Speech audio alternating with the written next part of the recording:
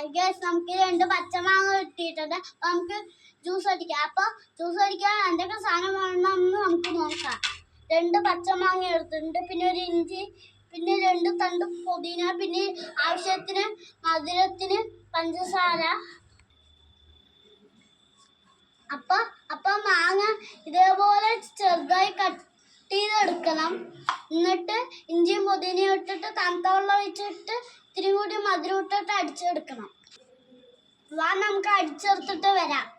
പച്ചമാങ്ങ juice ready ആയിട്ടുണ്ട്. നമുക്ക് അരിച്ചിട്ട് സമയം ചെയ്യാം. പഠിക്കാം.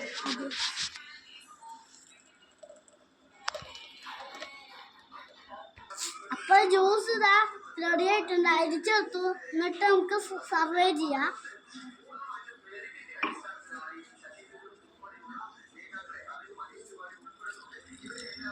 നമുക്ക് കുടിച്ചു നോക്കാം. നല്ല ടേസ്റ്റ് ഉണ്ട് കേട്ടാ. അപ്പൊ എല്ലാവരും ഇതേപോലെ ട്രൈ ചെയ്ത് നോക്കൂ. Bye guys. വീഡിയോ ഇഷ്ടപ്പെട്ട ലൈക്ക് സബ്സ്ക്രൈബ് മറക്കണ്ട. ബൈ.